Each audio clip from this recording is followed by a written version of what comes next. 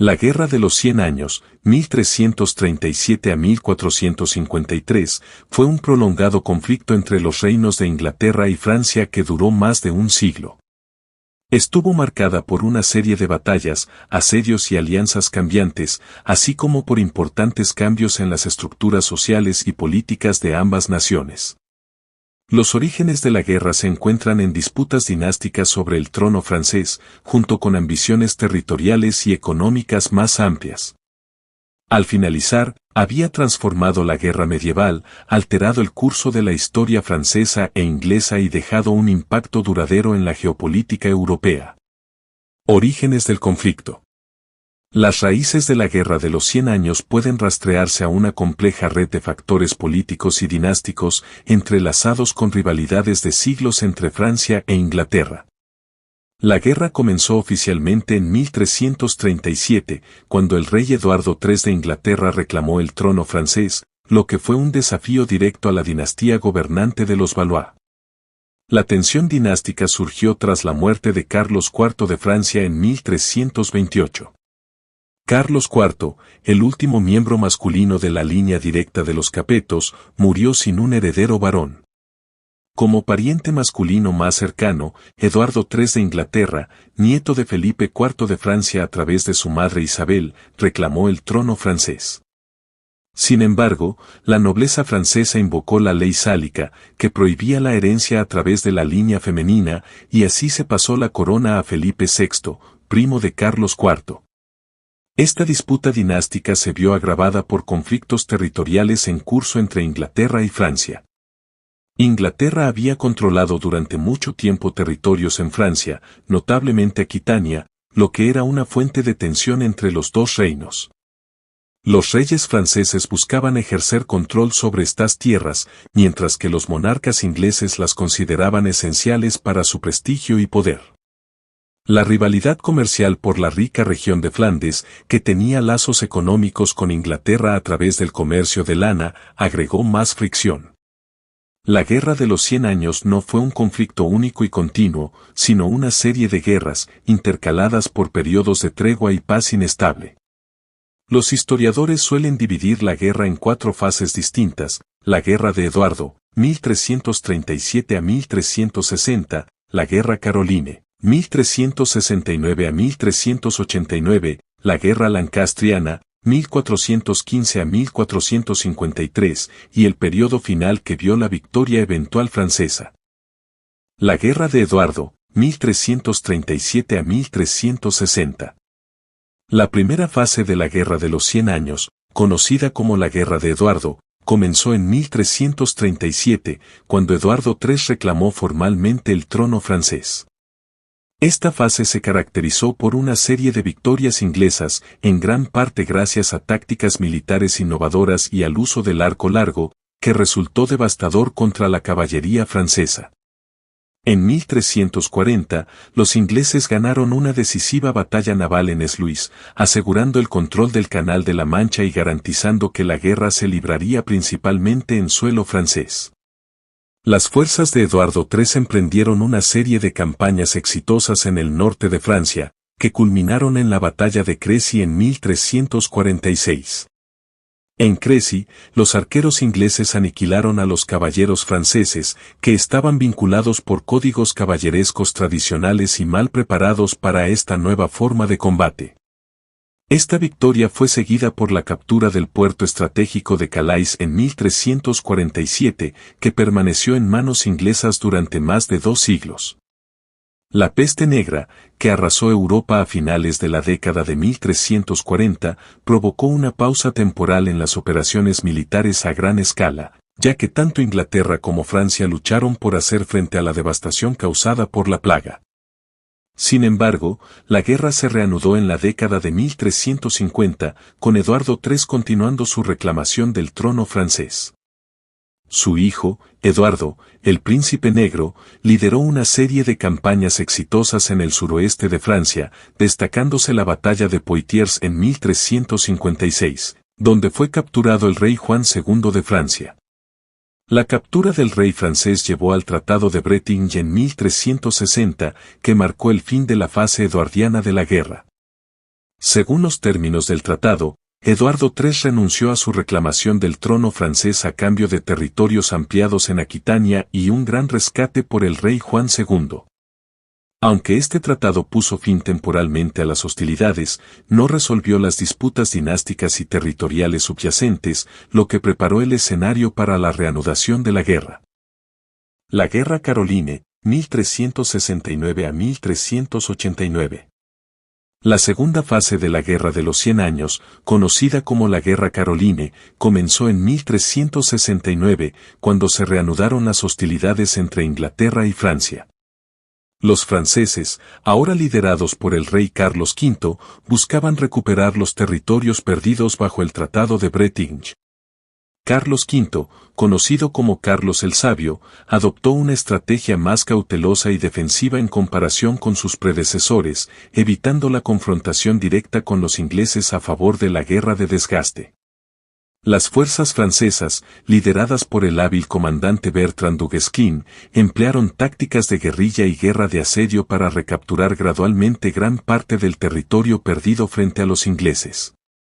La estrategia de du Guesclin de evitar las batallas decisivas mientras hostigaba los territorios controlados por los ingleses resultó eficaz, y para el final de la fase caroline, los ingleses habían perdido gran parte de sus posesiones en Francia. La Guerra Caroline también estuvo marcada por luchas políticas internas en Inglaterra. Los últimos años de Eduardo III estuvieron marcados por su deterioro en la salud y la muerte de su heredero, el Príncipe Negro, en 1376. Eduardo III murió en 1377 y la corona inglesa pasó a su nieto de 10 años, Ricardo II. El reinado de Ricardo estuvo plagado de disidencias internas, destacándose la revuelta de los campesinos de 1381, y estos problemas domésticos limitaron la capacidad de Inglaterra para llevar adelante la guerra de manera efectiva. Para finales de la década de 1380, tanto Inglaterra como Francia estaban agotadas tras décadas de guerra, y se acordó una tregua en 1389. Sin embargo, al igual que el Tratado de Breteuil, esta tregua no resolvió los problemas fundamentales en el corazón del conflicto, y ambos bandos se prepararon para la reanudación de las hostilidades. La Guerra Lancastriana, 1415 a 1453. La fase final y más famosa de la Guerra de los 100 Años, conocida como la Guerra Lancastriana, comenzó en 1415, cuando el rey Enrique V de Inglaterra renovó la reclamación inglesa del trono francés. Enrique V, un líder militar determinado y capaz, buscó explotar las divisiones internas en Francia, donde las facciones de los Armagnac y los Borgoñones estaban inmersas en una amarga guerra civil. La campaña de Enrique V comenzó con la famosa batalla de Agincourt en 1415, donde los ingleses nuevamente utilizaron el arco largo con un efecto devastador. A pesar de estar en gran desventaja numérica, el ejército inglés infligió una aplastante derrota a los franceses, matando a miles de caballeros franceses y capturando a muchos más. Agincourt se convirtió en un símbolo de la destreza militar inglesa y marcó el comienzo de una serie de exitosas campañas inglesas en el norte de Francia. En 1420, Enrique V concluyó el Tratado de Troyes con los franceses, que lo reconocía como heredero del trono francés y preveía su matrimonio con Catalina de Valois, hija del rey Carlos VI de Francia. Sin embargo, Enrique V murió inesperadamente en 1422, dejando a su hijo infante, Enrique V, como el supuesto rey de ambos reinos, Inglaterra y Francia. La muerte de Enrique V marcó un punto de inflexión en la guerra. Los ingleses, ahora dirigidos por regentes en nombre del joven Enrique V, lucharon por mantener su control sobre Francia. Mientras tanto, la causa francesa fue revitalizada por la aparición de Juana de Arco, una campesina que afirmó haber recibido visiones divinas que le ordenaban apoyar a Carlos VII, el hijo de Carlos VI, como el legítimo rey de Francia. El liderazgo de Juana de Arco inspiró una serie de victorias francesas, destacándose el levantamiento del asedio de Orleans en 1429. Su papel en la coronación de Carlos VII en Reims fortaleció aún más la moral y la legitimidad francesa. Aunque Juana fue capturada por los borgoñones en 1430 y ejecutada por los ingleses en 1431, su impacto en la causa francesa fue profundo. Para la década de 1440, los franceses, bajo el liderazgo de Carlos VII, habían recuperado gran parte del territorio perdido ante los ingleses. El ejército francés, ahora mejor organizado y equipado con artillería, lanzó una serie de campañas exitosas que culminaron en la recaptura de Normandía y Aquitania. La batalla final de la Guerra de los 100 Años tuvo lugar en Castillón en 1453, donde los franceses derrotaron decisivamente a los ingleses, marcando el fin de las ambiciones territoriales inglesas en Francia. Consecuencias de la Guerra de los 100 Años. La Guerra de los 100 Años tuvo profundas y duraderas consecuencias tanto para Inglaterra como para Francia, así como para el contexto europeo en general. Para Francia, la guerra fue un catalizador para la centralización del poder real. La monarquía francesa emergió del conflicto más fuerte, con la dinastía Valois firmemente establecida en el trono. La guerra también contribuyó al desarrollo de un ejército más profesional y centralizado, que se basaba cada vez más en la artillería y la infantería en lugar de la tradicional nobleza montada. La devastación causada por la guerra, especialmente en el norte de Francia, también provocó importantes cambios sociales y económicos, ya que el campesinado francés buscaba reconstruir tras décadas de conflicto. En Inglaterra, la guerra tuvo consecuencias políticas de largo alcance. La tensión financiera de la guerra, junto con las luchas políticas internas que la acompañaron, debilitó a la monarquía inglesa. La pérdida de la guerra, especialmente la derrota final en 1453, contribuyó a la inestabilidad política que más tarde estallaría en las Guerras de las Rosas, una serie de guerras civiles que asolaron Inglaterra a finales del siglo XV. La guerra también marcó el comienzo del declive de la clase caballeresca inglesa y el surgimiento de un ejército profesional más permanente.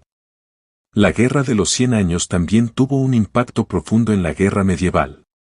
El uso de arqueros, infantería y artillería en el conflicto señaló el declive del caballero montado como la fuerza dominante en el campo de batalla. La guerra vio el desarrollo de nuevas tácticas y tecnologías, incluyendo el uso de pólvora y cañones, que jugarían un papel cada vez más importante en los conflictos europeos futuros. Impactos sociales y económicos. La Guerra de los 100 Años también tuvo consecuencias sociales y económicas significativas. En Francia, el conflicto prolongado devastó gran parte del campo, especialmente en regiones como Normandía, Aquitania y el norte de Francia, donde las batallas y asedios fueron frecuentes. La destrucción generalizada de tierras de cultivo, aldeas e infraestructura interrumpió la economía agraria y contribuyó a la hambruna y al declive de la población. Muchos campesinos se vieron obligados a la extrema pobreza o fueron desplazados de sus hogares, lo que provocó una ruptura en el orden feudal tradicional. La guerra también tuvo un notable efecto en las economías urbanas de Inglaterra y Francia. Mientras que ciertas regiones se beneficiaron económicamente de la guerra, como las áreas productoras de lana en Inglaterra que abastecían a la industria textil, otras sufrieron por la interrupción del comercio, el alto costo de las campañas militares y la destrucción de centros agrícolas y manufactureros. En Francia, la carga impositiva impuesta a la población para financiar el esfuerzo bélico aumentó el resentimiento hacia la monarquía, aunque también condujo a reformas en la tributación y la gobernanza, ya que los reyes franceses buscaron centralizar el control sobre sus territorios.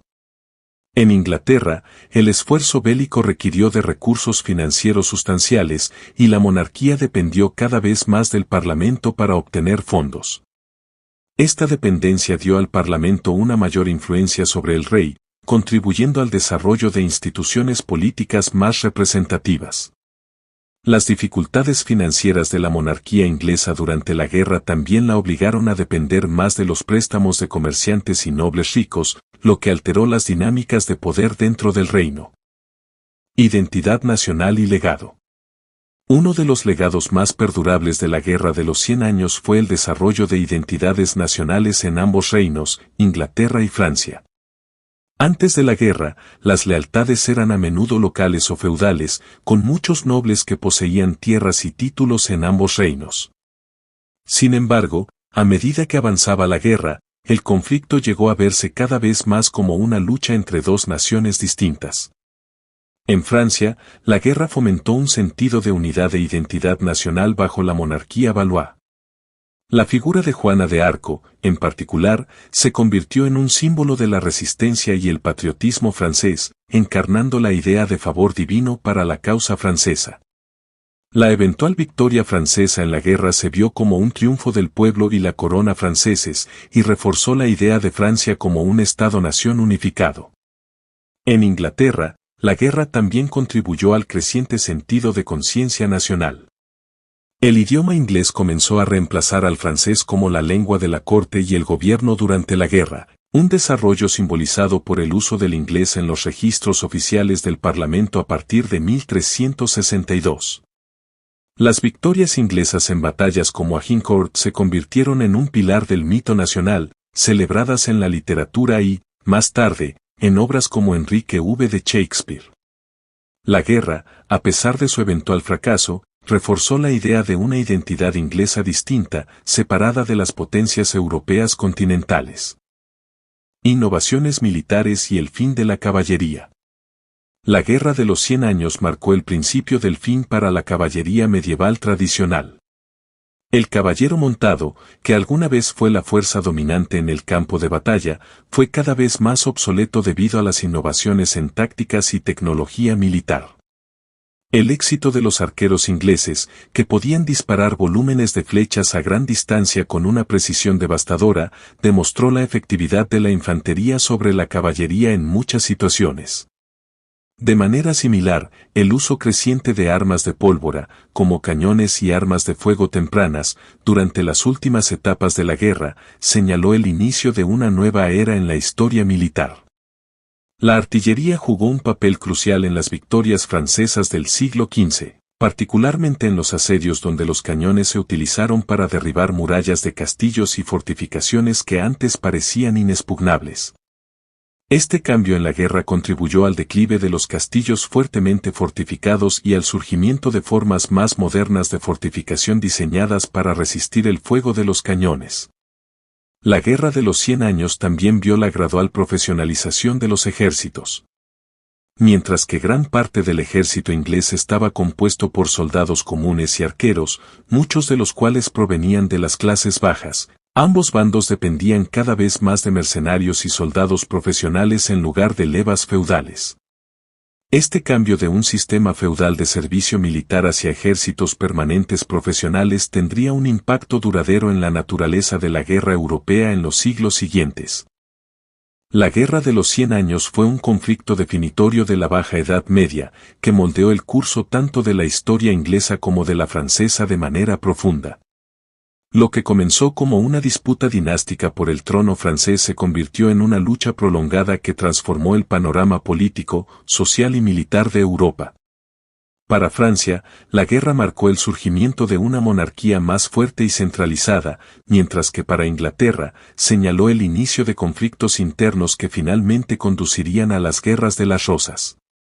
Militarmente, la guerra vio el declive de la caballería medieval y el surgimiento de nuevas tácticas y tecnologías que dominarían los campos de batalla europeos en los siglos venideros. El uso del arco largo y la artillería, junto con la profesionalización de los ejércitos, representaron cambios significativos en la forma en que se libraban las guerras y cómo se defendían los estados.